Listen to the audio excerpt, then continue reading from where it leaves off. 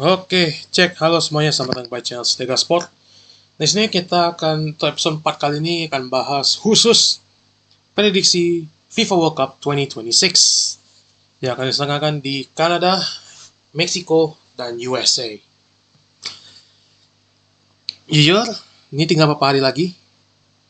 Tinggal nanti match pertama akan dilaksanakan di Meksiko pada tanggal 11 Juni. Tapi kalau di Indonesia tanggal 12. Meksiko lawan Arsenal. Oke, Afrika Selatan. Oke. Di sini saya akan prediksi dulu, prediksi hasil grupnya. Oke. Kita mulai dari grup A dulu, di mana ada Meksiko, Korea Selatan, Afrika Selatan, dan Ceko.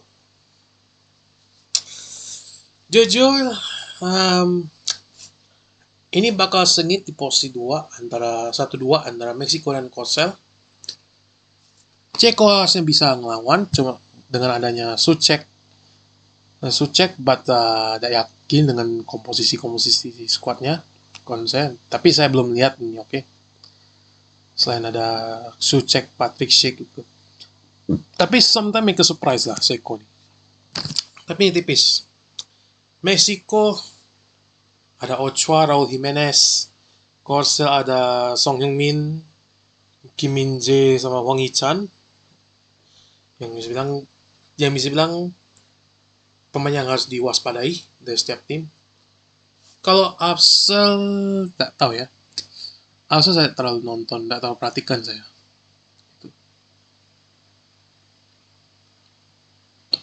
Oke. Untuk juara grupnya itu saya pilih Korsel, oke. Juara kedua Meksiko, juara ketiga Ceko, dan terakhir Arsenal di posisi keempat. Ini murni kualitas sih, kualitas on paper, oke. Tapi implementasinya nanti, you never know. Gitu.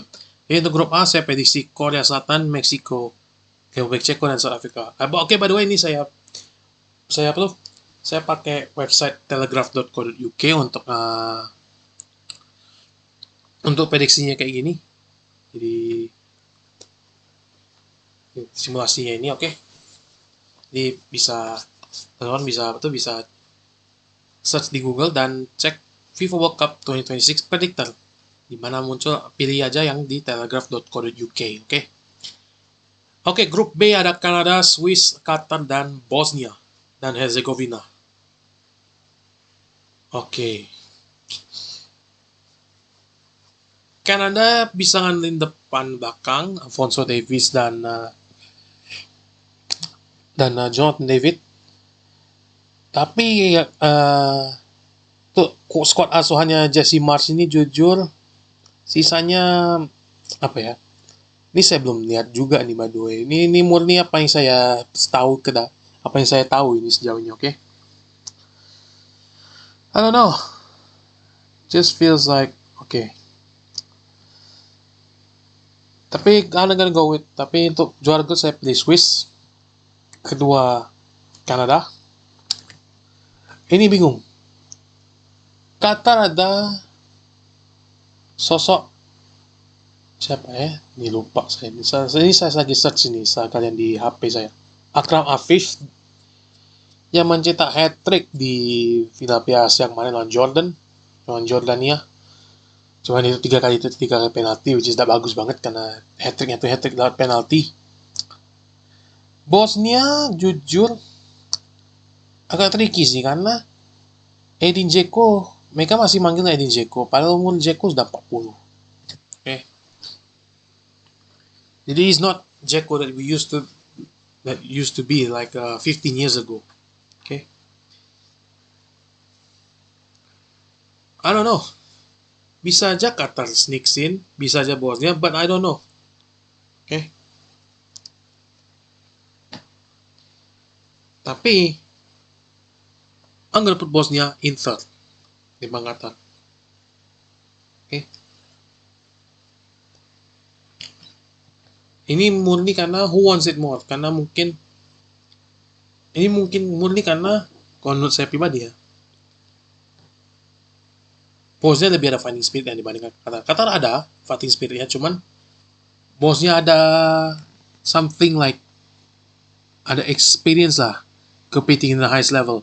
Misalkan kayak si Dzeko pernah main di City, Inter, terus ada Kolasinac yang pernah main di Arsenal. Oke, itu grup B, lalu kita ke grup C. Oke. Grup C ada Brazil, Morocco, Scotland, dan Haiti. Nah, ini tricky. Karena kontraknya sudah pasti Haiti kalau saya lihat. Pasti. So, jadi tidak usah ekspektasi banyak-banyak lah. Brazil, Morocco tricky.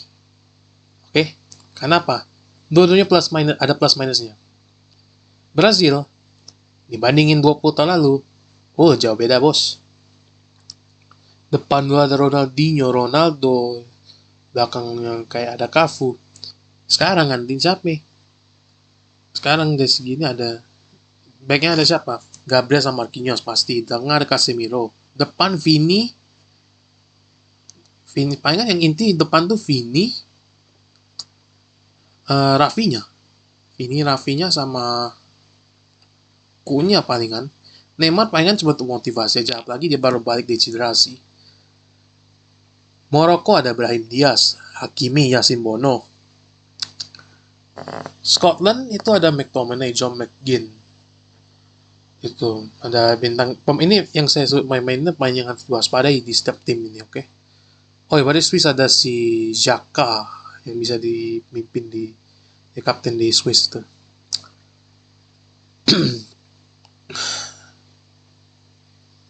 I know what? I'm gonna put Brazil juara grup, Morocco second, Scotland 3, Haiti keempat. Oke. Grup D, USA, Paraguay, Australia, Turki.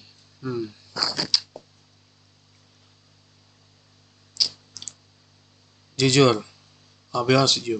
Ini agak susah juga. Terutama ini bisa bilang berempat nih udah jauh beda gitu. Cuma salah satu mereka harus udah lolos, mau gak mau. USA ada Pulisic, Balogun, Timothy Weah. Tricky sih, Australia tricky sih. Kalau bilang Australia agak tricky sih this time. Turki ada Yildiz. Paraguay gak tau. But you know what? Kayaknya somehow ini saya prediksi ya. Somehow saya predik US di puncak klasemen. I don't know why. Turkey will be second. Nah, Australia, Paraguay nih. I'll say Australia 3, Paraguay 4. Oke. Paraguay agak concerning, soalnya tadi kemarin tuh ada Enciso. Enciso main di Paraguay, kan kalau salah. Julio Enciso. Dia main di Paraguay, agak khawatirkan juga. Itu. Grup I ada Jerman, Ekuador, Pantai Gading atau Ivory Coast, dan Curaçao. Oke. Jujur, Curaçao ada ekspektasi banyak. Kalau saya prediksi ini bakal paling buncit. Tapi kalau ini ya sudah pasti Jerman rank 1 sih. Ini kalau dari segi kualitas dibandingin 4 nih Jerman paling bagus. Cuman Ivory Coast sama Ekuador ini, Pantai Gading sama Ekuador ini agak tricky. Ekuador ada si Hincapié, terus apa lagi, ada Valencia, terus ada Moise Caicedo. Terus si Ivory Coast-nya ada siapa nih? Yan Diomande yang lagi diincar banyak klub gitu. Terutama Liverpool ada Ahmad Diallo.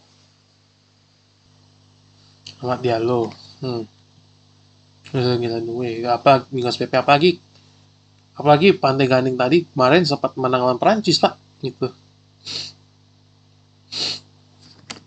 Untuk ini kayaknya saya lebih unggulkan sedikit Ivory Coast, Ekuador 3 dan Curaçao ke 4. Grup F. Belanda, Jepang, Tunisia, Swedia. Jujur, bandingin Jepang dan Belanda tipis. Swedia, Tunisia sudahlah. Dak bisa ngarep banyak sih, soalnya ini grup tricky untuk mereka. Apalagi Belanda tuh dari segi komposisi ya, tapi tidak bisa ekspektasi banyak. Belanda juga lagi angin-anginan. Apalagi depan kan di Depay sama Gakpo. Jepang bisa eksplosif. Swedia paling ngandelin Joker sama Isak. Gitu. Tapi saya bakal taruh Belanda di, I don't know. Tapi Jepang kadang bisa bikin kejutan Jepang ini. Jepang ini bisa bikin kejutan. Bukti pas Piala Dunia kemarin aja dua grup. Yang grup ada Jerman, Spanyol. Like what the hell man? Kok bisa gitu? Somehow Jepang bisa bikin surprise. Jepang bisa juara grup ini dibandingkan Belanda. Jadi pasang Jepang pertama, Belanda 2, Swedia ketiga, Tunisia 4. Grup G ada Belgia, Iran, Mesir, dan New Zealand.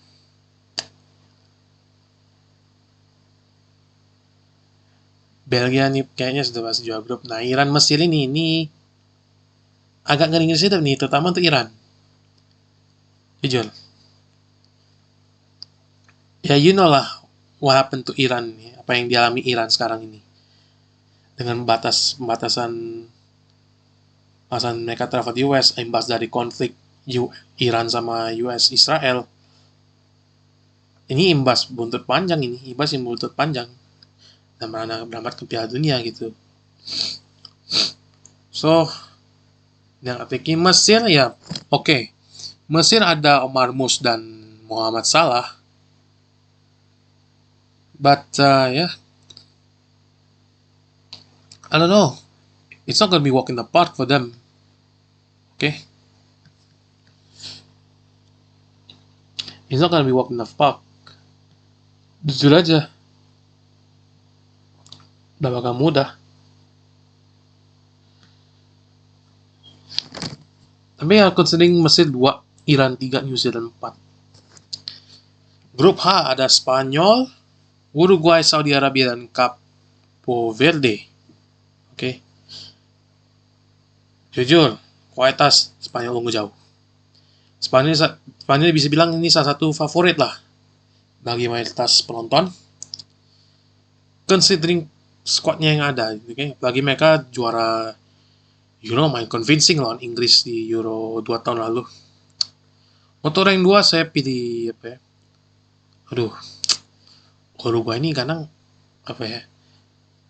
Uruguay 2 lah. Saudi 3, Cape Verde 4. Grup I ada Prancis, Senegal, Norway, Irak. Wow, Irak langsung berat cuy. Jadi soal itu saya Irak kemungkinan besar bakal posisi terakhir sih.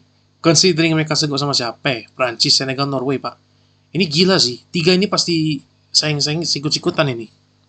Tapi Prancis pasti juara grup. Kemungkinan besar bakal juara grup. Maksud bukan pasti sih. Kemungkinan besar jadi juara grup. Oke? Okay? You never know what happened in the football though. Nah, between Senegal and Norway. Senegal ada Mane yang masih eksplosif. Norway ada Erling Haaland dan Sorloth yang menjadi backup gitu. Somehow put Norway second, Senegal 3, Irak 4. Grup J ada Argentina, Austria, Algeria, dan Aljazair, dan Jordania. Ya, ini kayaknya Argentina juara grup. Austria, nah ini tiganya nggak plus minusnya nih. Kayaknya Praga put Austria 2. Sama put Jordan in third, Algeria 4. I don't know why. Oke, tinggal 2 grup lagi ada K. Itu ada Portugal, Kolombia, Uzbekistan, dan DR Kongo. Oke. Bisa bilang kadang-kadang salah satu favorit juga Portugal. Soalnya Portugal on top the group, tapi ini mau objektif juga, ini Portugal juga komposisinya paling bagus dibandingkan 3 tim lainnya di grup K. Nah, Kolombia ini jujur saya tidak tahu banyak sih. Selain kipernya Ospina, terus ada James Rodriguez juga yang jadi kapten. But I don't know. Kayaknya Uzbek ada Kuzanov juga di back gitu. Jujur, Kolombia 2, Uzbekistan 3, DR Kongo rank 4, oke. Ini murni karena kualitas aja sih. Oke. Terakhir kita grup L. Inggris, Kroasia, Panama, Ghana. Waduh. Jujur, banyak orang kadang-kadang Inggris ini jadi salah satu pesaing kuat untuk juara Piala Dunia, Pak. But I'm not one of them. Jujur aku tidak yakin justru. Apalagi semenjak Inggris di bawah Thomas Tuchel ini somehow aneh, Pak. Gue pamin dilepas. Kalau paman sama Phil Foden oke, tidak dibawa karena mungkin musim ini juga lagi jeblok. Maguire, Pak. Maguire ini aneh yang somehow Tuchel tak milih Maguire. Justru Thomas Tuchel pilih siapa? Yates Spence, Ashley Konsa kan understandable.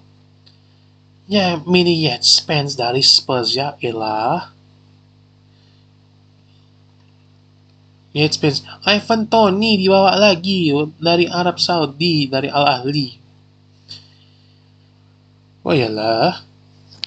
Ini tak bisa mikir lagi sama Tuchelnya, not gonna lie to you. Padahal saya pengen Inggris itu juara, but dengan komposisi pemain yang ada, somehow saya tak convince, saya tak yakin justru.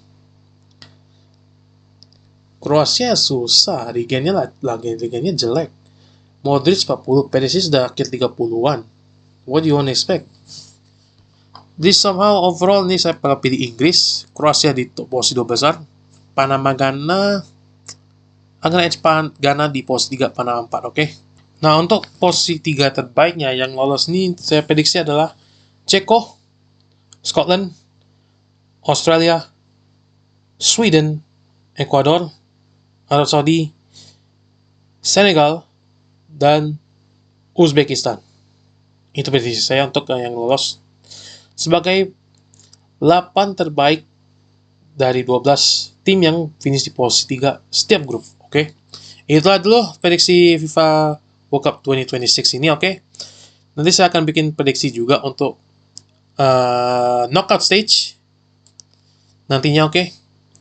Nanti untuk review pertandingan nanti ini saya bakal review nanti setiap match day, oke? Jadi saya tonton dulu match day-nya, habis itu rangkum dalam satu video. Nanti match day 1 gimana pertandingannya, match day 2 nya apa, match 3 gimana, oke? Sekian dulu, thank you banget sudah nonton. Jangan lupa like, share video ini. Yang belum subscribe, jangan di-subscribe. Jangan lupa juga yang untuk ikut video lainnya, oke? I'll see you next video and see ya!